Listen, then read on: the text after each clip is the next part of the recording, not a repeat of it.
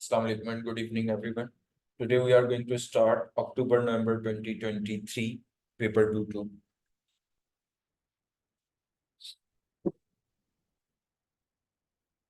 Let's move to question number 1.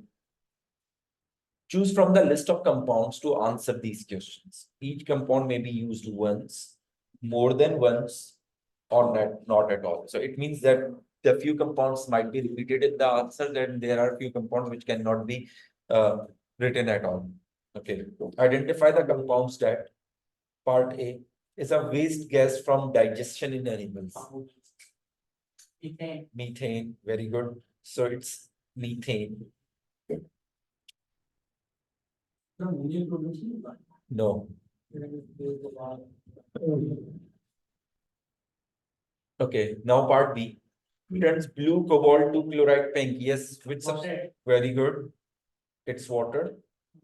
That is the test for a water. The two substances we can use to test water. One is anhydrous copper sulfate, which is white, and with water it turns blue. And the other one is cobalt 2 chloride anhydrous, which is pink in blue in color, and with water, with the interaction with water, it turns pink. That's all are written in reversible reaction notes. Reacts with ethene above 100 degrees Celsius to produce ethanol. So, yes, what it is? H2O again, ethene to produce ethanol. So if you recall ethene is a CH2 double bond CH2 and ethanol is CH2OH. So one carbon gets a hydrogen and the other carbon gets a OH, right? So water has been added. So again, yeah, double bond for ethene. Ethene's double bond is single bond and they make the new bonds with the other groups.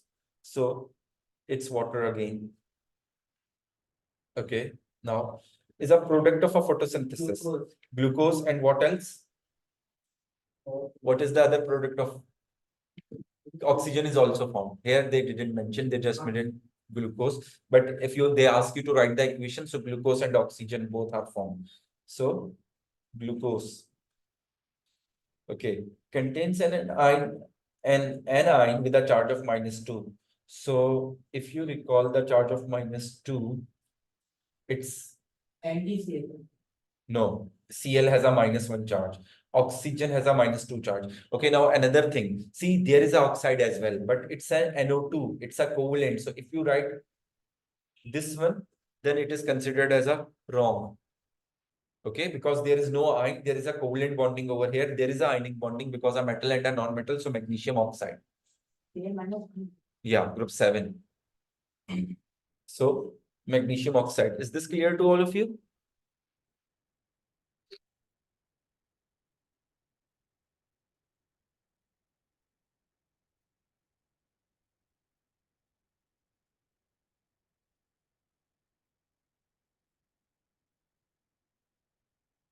Yes, so that's what you need to remember the things, Muhammad Ammar. For example, if you see this type of question is actually, it is not the question from a specific chapter. It includes multiple chapters or multiple topics in it. So in which question you have a problem, Ammar?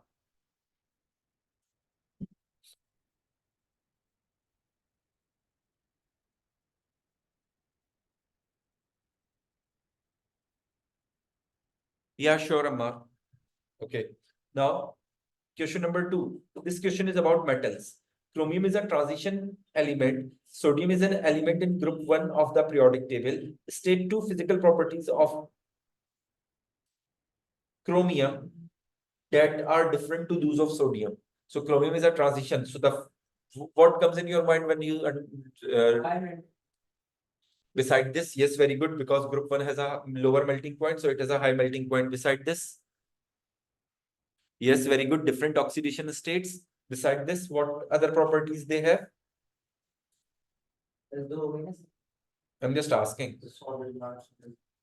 Colored compounds, the most common one, and the other common one, transition elements, are the ones which are the catalyst.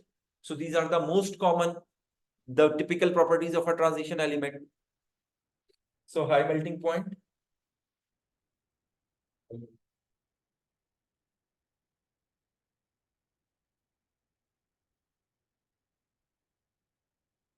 of chromium. Okay. And chromium forms colored compound, or chromium has a colored compounds. And beside this, we talk about the density as well. That chromium has a higher density than sodium because group 1 metals are soft metals. So their density is low. So these are the things that you need to remember. The number of protons and neutrons in the chromium atom shown. Yes.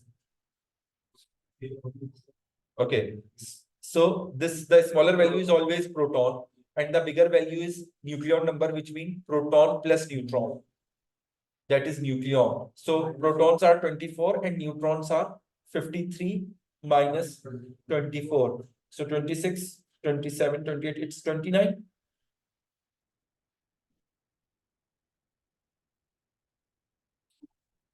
Okay, now chromium 3 oxide Cr2O3 reacts with carbon and chlorine to produce chromium 3 chloride. See, they have given you the formula, and carbon monoxide. So see, they have given you each and everything. Which two things are reacting? This one and this one are reacting to produce chromium 3 oxide and carbon monoxide. Okay, this one is also reacting. So these two are product. Now you have to make the equation. So Cr2O3 reacts with so C plus chlorine. What is the sim? C, you both, yeah, you both did not able to get this mark because you didn't remember. Yet you didn't able to remember that what are the diatomic elements. There are only 7 and you don't know them.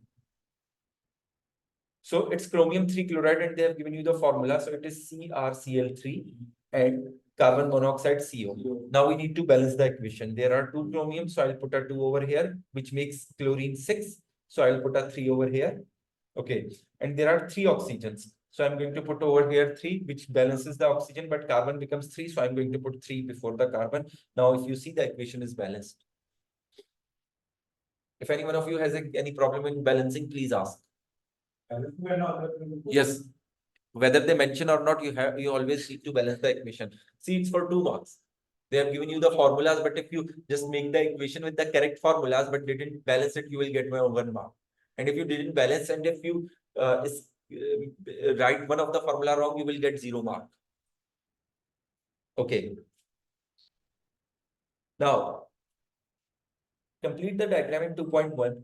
Show the electronic structure of sodium ion, include charge on the ion. So if you recall sodium, its atomic number is 11. It's in periodic table group 1. So what will be its electronic configuration? 281. So how many electrons it will lose to become ion? 1. So if it loses 1 electron, so it will become 28. And when it loses 1 electron, what charge it will get? Plus 1.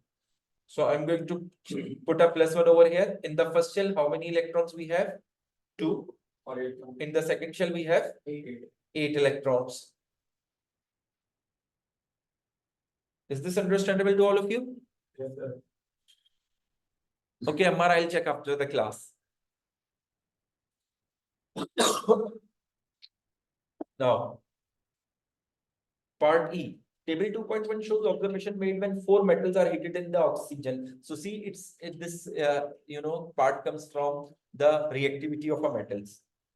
Lanthanum forms a layer of oxide rapidly on the surface, but that does not burn. So isn't it? Its behavior is like aluminium, because aluminium do the same. Mercury does not form a layer of oxide on the surface. Okay. Forms a layer of oxide slowly on the surface, but does not burn. Okay. And sodium burns rapidly. Put the 4 metals in order of their reactivity. Put the least reactive metal first. So which is going to be the least reactive one? Why?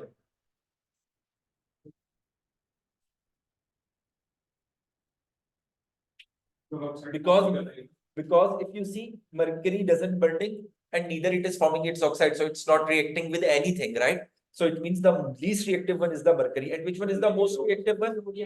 Sodium is the most reactive one because it burns readily. So sodium is the most reactive one. Now we are left with the lanthanum and nickel. Lanthanum forms a layer of oxide rapidly on the surface but does not burn. And nickel forms a layer of oxide slowly. So its reactivity is relatively lower than lanthanum. So we will write it after mercury, and then before sodium we will write lanthanum. Is this understandable to all of you? Yes, very good, Shaya. Okay. Now, part F. Alhamdulillah, aluminium is used in food containers and overhead electrical cables because it is resistant to corrosion. Okay. Explain why aluminium is resistant to corrosion. Yes, who can explain the answer? Yes, sir. Aluminium is used to container and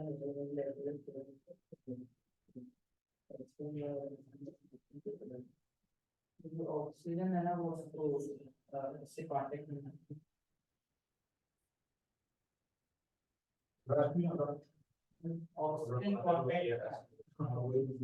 you guys need to revise metals. Yes, very good, Hamza. Very good, Khatija. No, not all of them.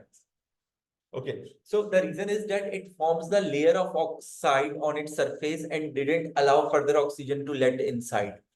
So only the atoms which are on the surface would react, and further this layer protect the other atoms which are inside to then the layer protect them.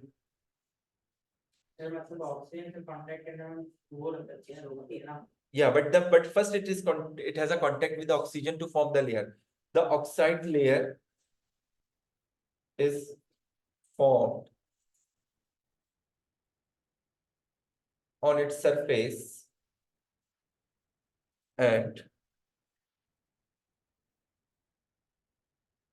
does not allow further to react with the atoms inside. Okay, or the inner atoms. State two other reasons why aluminum is used in overhead electrical cables. Okay, why we use in overhead electrical cables?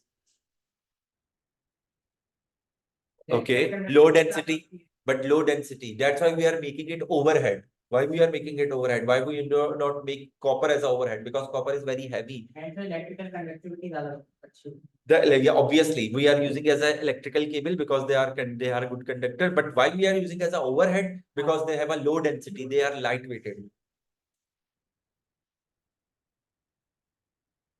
Low density and good conductor of electricity.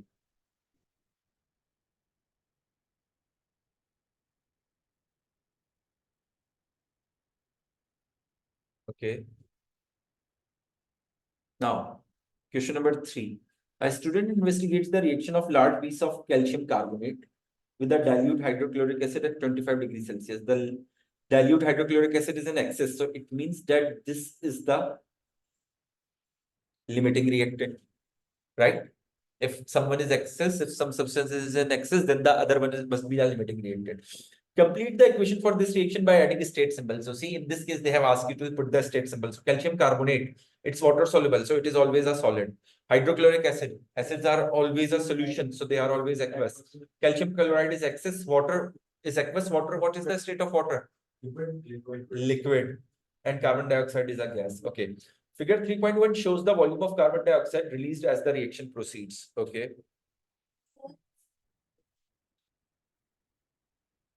Reduce the volume of carbon dioxide released after 40 seconds. So here we got a 40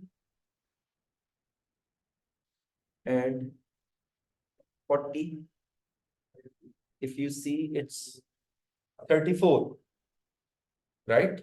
See, 10 boxes has a 10 units. So one box has 1 unit. So it's 34. Yeah, you can write lightweight, but more appropriate or the best way to write having a low density. So 34 centimeter cube. Okay. The student repeats the experiment using the same mass of smaller piece of calcium carbonate. All the other conditions stay same. Draw a line on the grid in figure 3.1 to show how the volume of carbon dioxide changes when a smaller piece of calcium carbonate are used. Yes, what happens when the smaller pieces are used?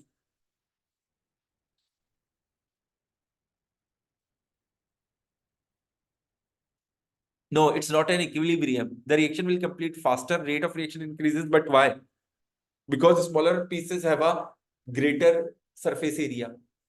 Now there are more particles which are on the surface due to there are now more pieces, right? So the particles which were when we have a larger pieces, the atoms which are inside due to the larger pieces, when we break them, we get more new surfaces. So there the surface area would be higher. And if the surface area would be higher, then uh, what happens? That the rate of reaction would increase. But what happens to the volume of the carbon dioxide? Will it increase or it stays same? Hmm? See, if they are saying you didn't increase the mass of calcium carbonate, you kept the mass same, you just use the smaller pieces. So if the mass is same, the amount is same, then the volume of carbon dioxide must be same. But due to the smaller mass, we will get a yeah, Rahim, very good. The graph will be steeper, but the same amount will be formed. So it will be like this.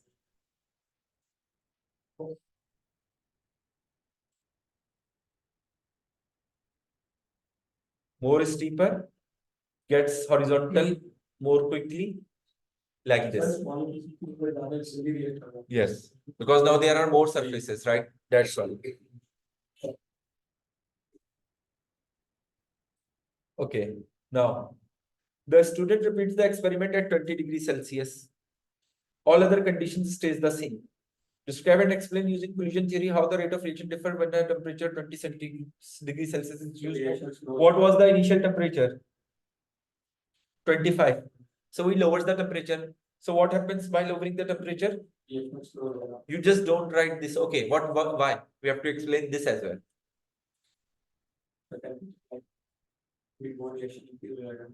But why? We have to explain the reason you are not reviewing the things, right? Yes, particles have a lesser kinetic energy and the less effective collision will occur, which tends to, decrease in the rate of reaction. So the rate of reaction decreases because lesser kinetic energy at lower temperature.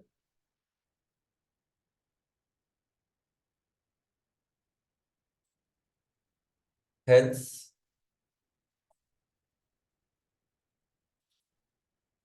the frequency of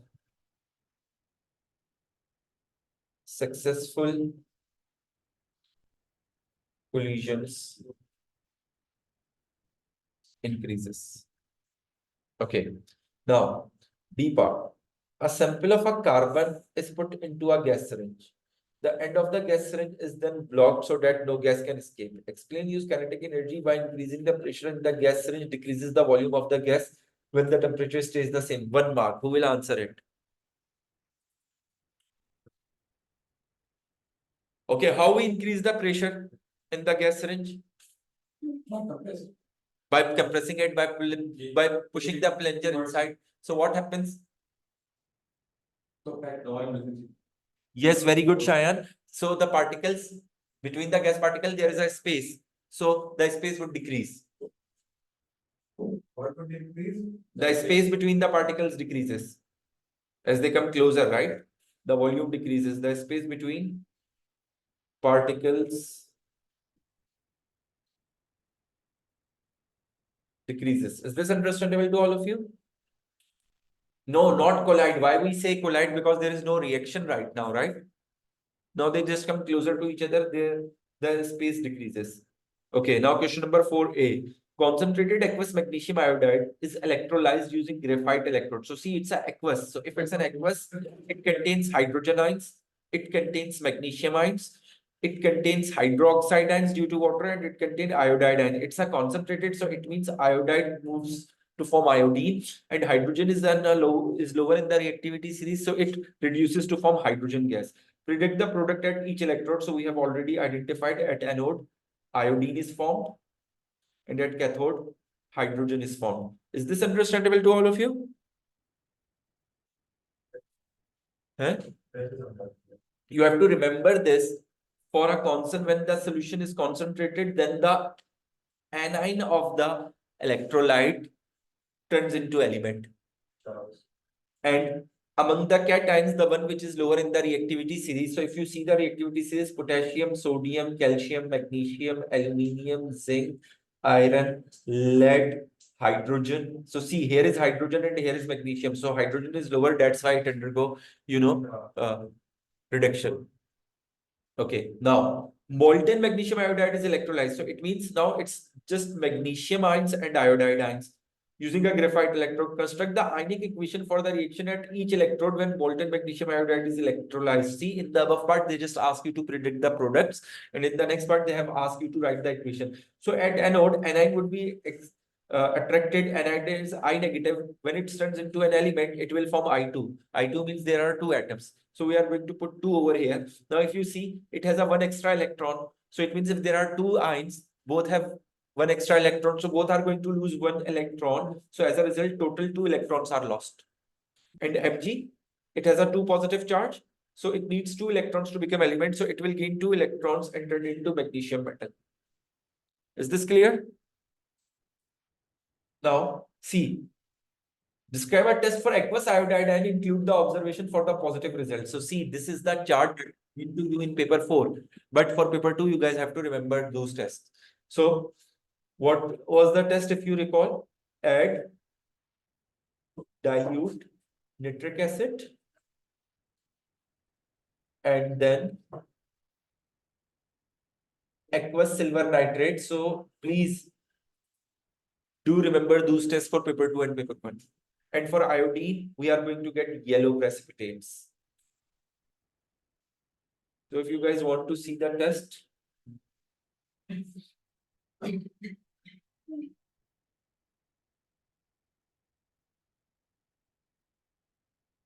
these tests are over here. If you set the syllabus, you will find.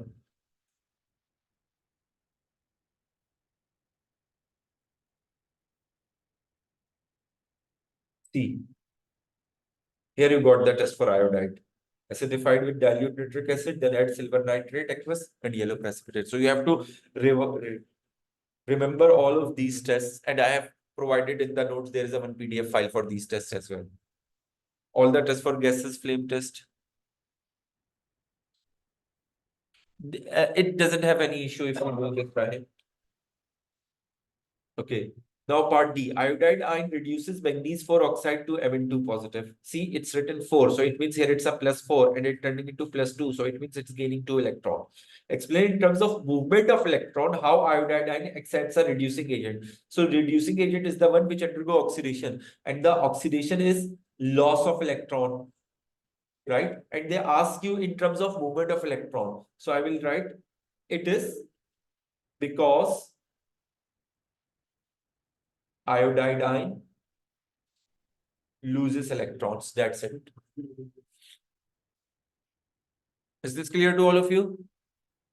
Now part 2. State the name of the type of reaction involves simultaneously oxidation and reduction. Yes. Redox. Very good. It's a redox reaction. When both the reduction and oxidation occur simultaneously, that is redox. Okay. Now part E. Phosphorus 3 iodide is produced when phosphorus reacts with iodine. Complete figure 4.1 to show dot and cross diagram for the molecule of phosphorus 3 iodide. Show only outer electrons. So let's have a look at the periodic table. If C, phosphorus is in group 5. So it means how many valence electron it has? 5 electrons in its valence shell. Yes, sir. Because it's in group 5. The group number tells you the number of electrons present in the outermost shell. So how many more electrons it needs? 3. 3 electrons are needed. It means it is going to form 3 bonds only. We are talking about covalent, not ionic. Iodine is in group 7. So how many electrons it has in the valence shell? 7 electrons. So how many it needs? 1. And if needs 1 electron, so it means it is going to form 1 bond. So 1 bond means 1 pair of electron.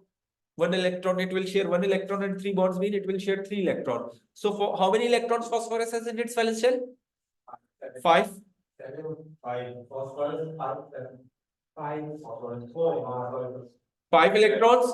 So out of 5, it is going to share its 3 electron. 1 over here, 1 over here, 1 over here. 3 are left. You will make them over here. Iodine has how many electrons in its valence shell? 7. How many it will share? 1. So see, each iodine share its 1. How many are left? 4. 6. There are 7 electrons, right? So I'm going to put these 6 electrons in the form of 3 pairs around each iodine atom. If you will not put these electrons, then you will not get the mark. Is it clear?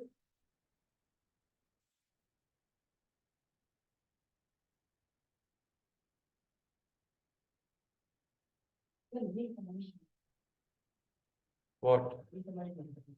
What you didn't understand? See, phosphorus, it's group 5. So it means how many electrons in the valence shell? 5. So how many more it needs? 3. So it is going to form 3 bonds, which means 3 electrons will be shared. It shared 1, 2, and 3. How many are left? In the same way, iodine has a 7 electron in its valence shell. It needs 1. So it share 1. The rest of the 6 will be drawn. Okay. Now, question number 5. Figure 5.1 shows the displayed formula of a compound A. On figure 5.1, draw a circle around the functional group that reacts with aqueous bromine.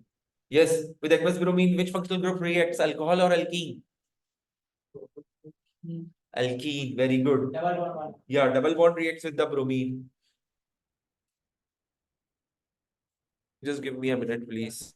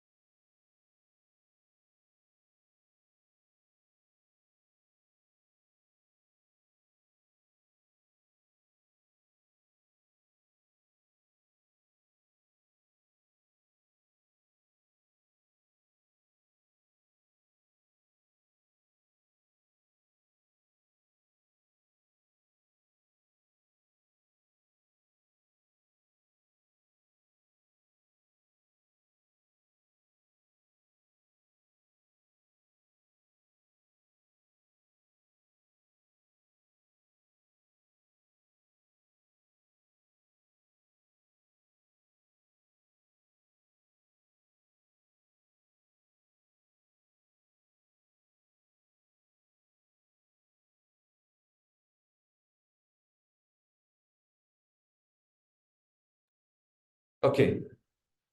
Now, the next part.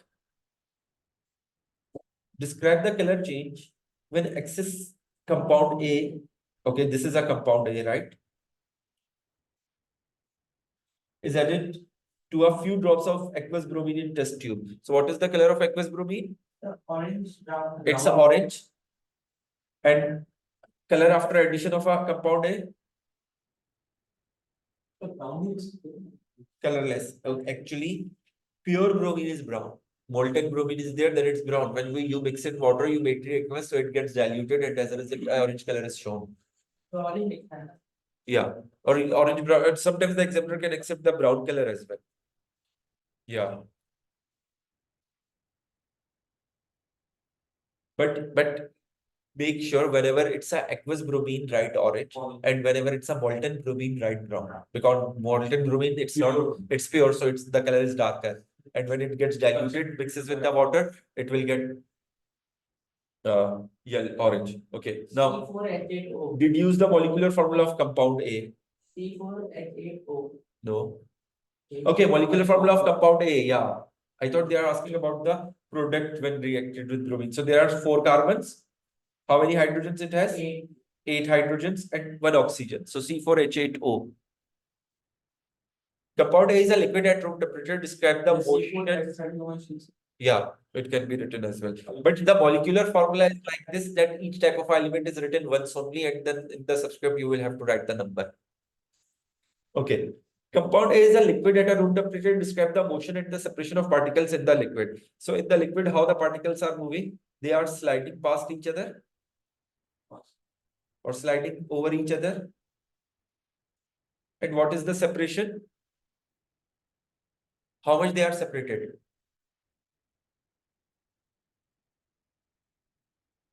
They are close together.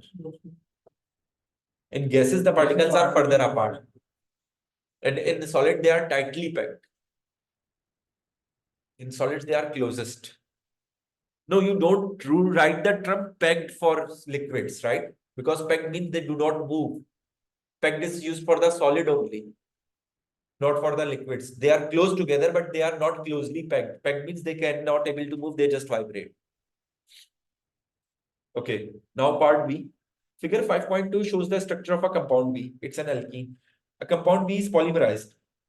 Draw two repeat units of the polymer formed when compound B is polymerized. So if you guys recall, I have told you whenever you need to draw the polymer, first you have to rearrange this into a specific orientation, and that specific orientation has only double bonds in the middle, and rest of the atoms are above and below. So there are two double bonded carbons. Each double bonded carbon has a one hydrogen and one CH3 bonded to them. So you do this. After doing this, now you have to draw the two repeat units. So for one repeat unit, you will keep one one single bond in the middle, put the CH3, and on the second carbon, you will do the same. Okay, let me do this. The displayed form. They have shown you in the displayed form, so it's better to draw in a displayed form. Keep one bond over here. Okay. So how many units you have made? That is a one repeat unit. And for two repeat units, what you have to do?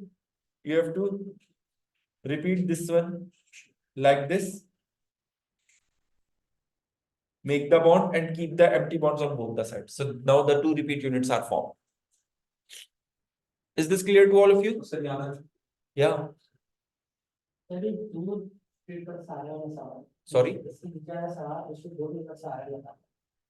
Yeah, in May, June 2023, in both the variants, it was there. And in October, November 2023, it's there. Describe two environmental challenges caused by the disposal of plastic. Yeah. So the require more landfill up sites. And the other one is toxic gas are released when burned. So that is not a problem. What problem they cause? So the one problem that landfill sites may fill up. Landfill sites may fill up. So we need new landfill sites. And the other one is toxic gases are produced when burned. And the third one is, what is the third one beside these two? Accumulation in water causes the destruction in the marine life. And if you guys go through the note, you will find all these points. So we are done with 5 questions. That is the half of the paper, and the next half we are going to do in our next. Okay, it has a 9 questions. So we left with the 4 questions that we will do in our next class. That will be tomorrow at around 9:15. Okay, so yeah. Yeah, sure. Question number 3C. Yes.